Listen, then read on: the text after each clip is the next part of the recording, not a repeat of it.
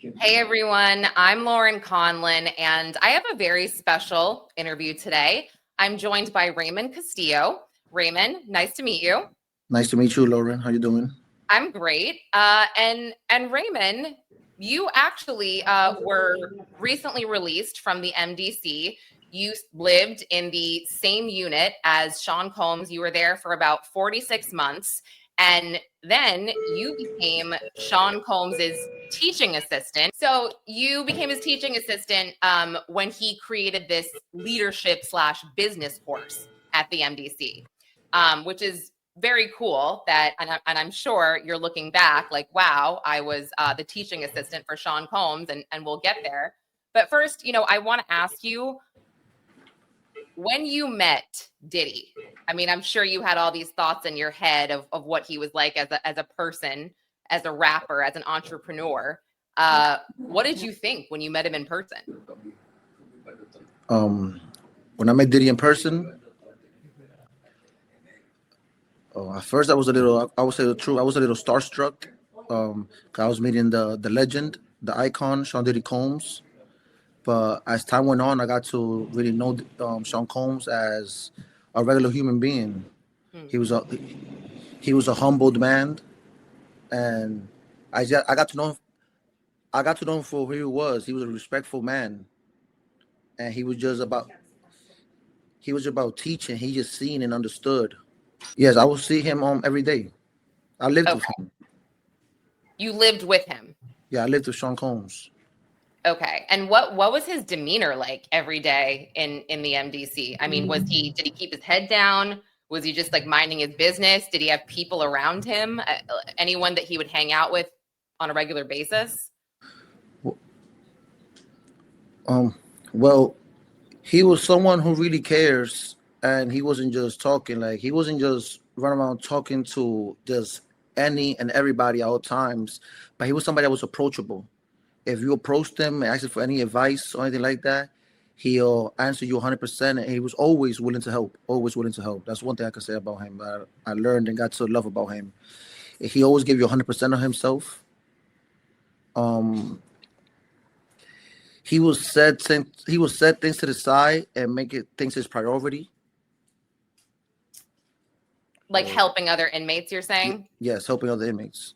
Well, that's another question. How did other inmates respond to him being there? I mean, was it divided? Was it some people were impressed, some people were starstruck, or, was it kind of like some people were angry with him? At first, some people don't want to be groupies. They don't want to act like groupies. So they will try to act like, oh, that's Diddy, but we're not trying to be groupies. But as time went on, you gotta understand, we all grew up analyzing Diddy. Like, he's from New York City. We're from New York. So we grew up hearing and seeing the icon, the legend, like the mogul. So now we're actually living with him. So now we're studying him and analyzing him in person. So I feel like we all got to recognize with time was that he's human, and he's like one of us. He's one of us, and I feel like he handled himself. He handled himself like with humility. Interesting. Okay, so people were at first they didn't want to kiss his butt, act like he's like this big man, and then slowly they realize that he's normal and he's humbled and he's approachable. Yeah, there was a lot of respect and no drama and things like that, and then there was no negativity, but everybody had this persona of him that they had painted out there. So we had to really get to analyze him, watch him, and get to know him, understand him for what we see, and get the real him aside from his flaws. Okay. And when he started this business and leadership course, I mean, you were mentioned literally at sentencing, and it was really wild because I was the teacher assistant and slash interpreter. Okay. Because you need to understand, this is something that has never been done in prison system ever. And especially in the federal system, it's about segregation.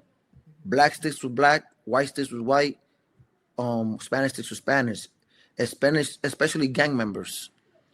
So Diddy was able to unify everybody, bring us together in one classroom, and we would sit there and listen and teach, and he will teach us these business ventures of his and everything, and sort of come up with our plans and our goals and really set it in order and how to go forward with it. He will always tell us successful people do what unsuccessful people won't do, and about sacrifices. Wow. He I will mean, show us that the work that he was doing on others was important for us to like follow, not only just follow his footsteps, but put things into our own perspective and things like that. Like I guess I could say in the program he showed all of us how to have faith in ourselves and believe in ourselves. In prison, is a lot of lost souls and people was hopeless. Like me myself, I've been in and out of jail since I was 14 years old. I've been hopeless. I've been lost, and he helped me find guidance. He helped me find purpose and believe in myself again. Like today, I'm proud to say I'm redirecting the path of my life, and he started that for me. wow. And Well, all that came through the class. And I was his teacher assistant also in the class. I was in charge of taking down the notes, handing out the notes, handing out the homework, picking up the homework. If anybody came into the class afterwards, a couple weeks late into class, I was in charge of catching them up to date, what was going on with the program in the class. And this is something that's now today, I'm proud to say I'm part of it, that it's sanctioned by the BOP. This is something that they're making now of program and the Federal Bureau of Prisons now. I think I did hear that at So sentencing everybody's gonna as be able to take this well. course. Yeah, I mean, good for you, by the way. I think I'm really happy for you. That's really cool. I'm also really shocked, I think, going back to what you said, how there were people from different gangs able to be in the same room. How did that even work? How did these people coexist all of a sudden? I mean, right? It's kind of strange how. You have we had, like I said, we had Mr. Combs in the room. So when Mr. Combs was there and everybody seen the positive route that he was in and how he was trying to help us, Mm, um, he brought a different kind of energy in the room, and he made people drop their egos. So everybody put their pride to the side, and we came for those 2 hours. mhm. Everybody come together.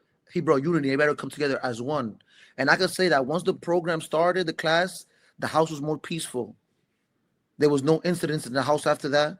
No fights broke out. In those 6 weeks and afterwards, there was no fights in the unit at all. Wow. How Listen, many classes a instead of week? separation, he made people focus on self improvement Mhm. and brotherhood. It wasn't about gangs. It wasn't about gangs or anything like that in that moment. Yeah. It's about mindset, discipline, and putting that time into yourself. And how many days a week did you guys meet? We met every Friday, once a week for 2 hours. Oh, wow. That's a long time. Yes. Wow. And did you ever sense that, he's teaching you guys, he wants you guys to better yourselves, better your lives, but did you ever sense that he was trying to change himself as well? Yes, yes. Every day I see them in a constant battle for change. Every day I will see that. I will know. It was. He wasn't just preaching. I feel like he was learning too. He was growing with us. Not he wasn't above us. He was growing with us. Yeah. That's what made it real. It made it so genuine. Made us connect so strongly with him. Did he ever talk about any regrets that he had or use his own life as examples when he was teaching you guys in terms of his mistakes and his failures? The regrets, he will always tell us to stay away from drugs, because he said when you're under the influence, he said you will make very poor decisions and your mind will be clouded, and you'll think you're making the right choices, but you're not, because you're not 100% of yourself at that moment. And a lot of his mistakes came from that, and we could relate because we all did drugs at one point in time of our lives, and a lot of our mistakes came from us being under the influence. Right, right. And I have to ask you, were the correctional officers, were they engaged at all with this? Were they supportive of this? Was it kind of just like, they would not really get involved? How was their involvement in The kind of whole, I protecting? feel like every officer, the caseworkers, the managers, everybody was supportive of the program because they seen the positivity, they seen the unity. Officers was coming, seeing the change. I can recall this one time we was having class and we had this officer that wasn't usually working in our unit. So when he seen, mind you, it's like 20 something, 30 of us in one housing unit inside this one room. When you see things like that, you automatically think a fight's about to break out. So when they seen it, the officer rushed the room because the camera called him like, "What's going on?" And when he thought something was going on, when he seen what was going on in class, he was speechless. Wow. He couldn't believe this. It was like all races, all cultures were in one room. And some Diddy Combs in front of the classroom was teaching, and we got the blackboard up there, and he just teaching us, and we all there taking notes. You have me interpreting a lifetime right there. As he's speaking, I'm interpreting a lifetime. So everybody's receiving the message at the same time in real time. Yeah. And, I also wanted to just ask you in general, is it true that the conditions at MDC are hellish? Is it as Yeah, hellish? yeah, yes. It's It is. cruel. It's Is it? cruel. Yes, yes, Tell me yes. It more. is. Like just the Um, People's really dying in MDC Brooklyn. There's a war in there. There's violence, and there's a lot. Like I said, there's a lot of lost souls in there. People is hopeless, and you have people that's in there serving life. They have Sean Combs around murderers, people serving 30 years. So when you have things, when you facing those type of things, you have nothing to lose. right. So it's very dangerous in there. It's very, very, very dangerous. I'm one of the lucky ones to say I made it out because in there you could go in. I've seen brothers go in there and really lose their lives. While especially while Mr. Combs was in there, two people has lost their lives Right. I do remember due to reading. gang violence. Yeah. Did he have a CO that was kind of near him Nah, more than others, or not he really? Not nah, he's a regular inmate just like just everybody like, else. wow. They might That's watch him. They might watch him just a little more at mhm. times, but he's just a regular inmate just like us. He's going through everything we're going through: the cold trays, the lockdowns, Yeah. the police on the monitor us with the segregations. He is living what we're living. There is and there was no special treatment for Sean Diddy Combs. There's no favoritism for him in there at all. Can you talk to me about the incident when he woke up to a knife to his neck? Yeah, There, that's yeah. false. Oh, He didn't wake up to with no knife to his neck.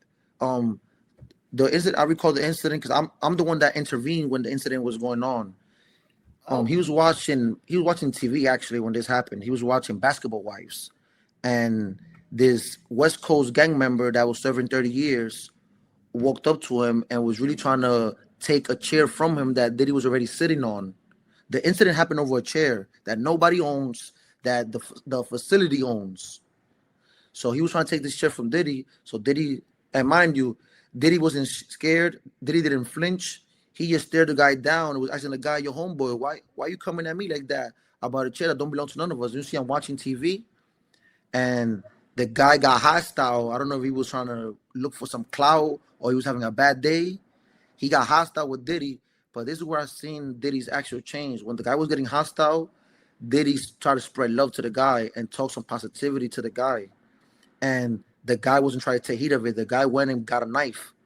So when he went and got the knife and tried to back the knife out, I intervened and grabbed the guy's hand. I got in between them, grabbed the guy's hand to prevent them from trying to stab Diddy. Diddy just got up and tried to speak to the guy and told the guy like, "Yo, homeboy, are you all right?" He even told the guy, "You might need a prayer or something," and actually try to actually pray with the guy and everything. Like the way I seen Diddy handle that altercation, I've never seen nobody handle it like that before. he offered It's to a pray with him. situation that could. It's a The guy situation that that could have actually went left. It could have went bad, but thankfully nothing happened, and everybody stayed face. Even when the police rushed the unit because they seen on the camera, did he yeah. try to speak up for the guy for his supposed attacker? Did he try to speak up for this guy to keep him on the unit? Did he really offer to pray with him after the guy pulled a knife on him? He told the guy, "I think you need to find God, homeboy." Oh wow. And what did he say? The West Coast gang member. Well, the guy was just saying he has 30 years. He's doing 30 years. He has nothing to lose. I Oh, will make sure you never wow. make it home. And not to be I guess naive, but when you say he just goes to get a knife, like where do you just go to get a knife? I mean, did he have it hiding on like a homemade shank under a table or something? Or like where do you They like usually have that in stash spot, home jail made stash spots. So he okay. must have he went to wherever he was hiding it at, and then Mhm. he came back with his knife. Wow. I mean, do you know if, you say stash spots, do you know if Diddy was ever offered any drugs in prison or anything like, or sorry, jail, anything like that? And he No, was no, like, no. no. Diddy Okay. did involve himself with no negativity. Wow. That's crazy. That story got totally twisted in the media. I mean, and I know this was months ago, but that got completely twisted. It was reported that a guard or a CO actually broke it up, that fight, but it was you. Yes. Wow. But you have Good to for understand, like I said, this guy held his composure. Like that's how disciplined. That's when I noticed how disciplined Diddy really is. you. He held his Wow. composure and Mm. just he wasn't afraid. He wasn't moved. He diffused it with respect instead of matching the guy's energy. Mhm. Was It there showed ever, sorry, that showed leadership and showed how and that peace is stronger than pride. agreed. I mean, was there ever a time though that either you would show up to class or maybe you saw him uh and he just seemed more broken or more hopeless than usual? You've talked about how he was very positive, very uplifting, but he's also human, right? Did you ever see him at a vulnerable place? At times you'll see that his spirits will be down. Hmm. Um, but he's one person that I noticed. I think everybody could say this. He will walk around the unit in constant circles, and we would think that Diddy was going crazy. We'll think he's talking to himself. So one day I asked him, King, what are you doing when you walk in the circles? That you're right. You need somebody to vent to or talk to. And he said he will have long conversations with God. God will give him unhuman strength. And if God was putting him through this, it was for a purpose. And he just needed to find the purpose. And that's what he really came true to believe that his purpose, he says, was to help the people in there. He said he noticed that people in jail was lost and hopeless, like I keep saying, and they needed change. And that he was there for a reason to deliver the message. Wow. So and instead of shutting down, he spoke life into people. He reminded us to keep faith, to stay focused on becoming a better man. Mm. During the trial, did he come back to the jail? Did you ever see his reaction from the day? I'm thinking about when Cassie testified, when Jane testified, just these really tough testimonies to hear. Did you ever get any type of feedback or reaction from him? Certain days he will come back and he will hold his head lower than other days. Some days he'll hold his head higher. But one thing I could tell he'll be complete thinking about everything that had led up to those moments. But one thing that I could say is that when he stepped back into the unit with us, Mm. um, he won't carry that weight on his shoulders where he will let it out on other people. Be- because I saw a man facing reality, not running from it. He Yeah. stayed quiet, respectful, but you can see in his eyes that he was working. It was heavy for him, and he was just consistently working. And that kind of moment and environment humbles anybody. The strongest man will be humbled in that moment. Right, right. And just MDC in general, going back to that, just because I'm curious, I mean, and I'm sorry to make you relive anything that's traumatic, but what was the most disturbing traumatic thing that you saw while inside those walls? People getting murdered. You saw it with your own eyes? I've seen people get stabbed. I've seen that before. I've seen people get stabbed at MDC Brooklyn. I've seen people get stabbed and have their lungs collapsed. I've seen this. It's a war zone going in there. MDC Brooklyn is not safe. Not enough COs. It's overpopulated. Yeah, Weapons get it's corruption, overpopulated, not enough CEOs, lockdowns after lockdowns, people in the cell for days, for weeks. Oh no. Did you ever COVID. get put in solitary? Yes, I've been in solitary confinement before. How long? Um, in MDC Brooklyn, the longest I did solitary confinement was probably like 45 days. No. Wait, are you serious? There's people Sorry. doing more, there's people doing more time than that. No, I know. I've just never talked to anyone that's been in solitary for that long. Sorry for my stupid reaction. Did you go? I'm sorry to ask. Did you go insane? I mean, that's insanity.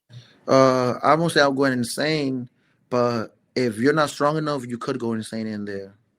What did you do? What was the reason that they threw you in there? I got into altercation. I got into a fight. What about the other guy? How long did he go in for? Do you even know? Around the same time. That's crazy. I don't like that. That's one thing that would drive me insane is like the tiny room for that long by myself. Yeah. You got to be strong. Absolutely. Well, yeah, I mean, I'm really happy for you. I really am. It sounds like, Sean Combs made an incredibly positive impact on your life. I think it's safe to say that he changed your life at this point. Yeah, he has. Wow. He has, and I'm very thankful. Are you still in touch with him? No. No. Okay. I mean, maybe when he gets out, I don't know if you guys were planning to keep in touch or anything like that. Well, I would like to, when he gets out, to be in touch with him. But as of right now, I'm not in touch with him. I understand what he's going through, and that he's a busy man. Yeah. And there's no love lost, because the moments that I spent with him that time, I really appreciated, and I learned firsthand experience from Diddy. Diddy actually mentored me, one-on-one mentoring. So I would get one-on-one classes from Diddy on my own. So it's like I said, he told me to be a better man, believe in myself. He told me to always, whatever plan I have, include God in it. Yeah. I bet you never imagined that for yourself growing up listening to his music, that all of a sudden you would I never thought that I would meet Sean Diddy Combs, or see Diddy Combs, especially in that type of environment. Yeah. Yes. Did you ever see Luigi Mangione? Just a side note. No. No, never. Because you're just in different units. Yes. Okay. And not to be dumb again, and you may have said this, but is it because he's white and he's in a different unit, or just? Nah, because we'll all be in the same unit. It would just be segregated, where whites will hang with whites, black with black, Spanish with Spanish. But you're gonna have to understand, it's different floors and different units. So he was on a different floor in a whole different unit than us. Got it. Okay. I wasn't sure. I mean, I thought I heard you say that they split people by race, but now I'm understanding that people split themselves by race. Yes. Okay. Sorry. Well, I just, is there anything that you want to add that we might have missed that you just feel is important for people to know? I feel like Diddy's on I feel like people see Diddy as an icon, but behind that, he's just a human being, and he has really humbled himself and grown, and he helped change my life while I was incarcerated, become the best version of myself. I didn't see hope. I was hopeless, but he believed in me when I couldn't believe in myself. And I thank God for putting Diddy in my life. It was truly a blessing to me to be incarcerated and be in his presence. I believe there's a lot of blessing in disguise, and this was one of them. What do you say to people that, people that say, oh, who cares? He's a piece of shit who beats women, XYZ. What do you say to those people? I say to those people, we're not perfect, and everybody makes mistakes. And every mistake, every loss, every win is a lesson.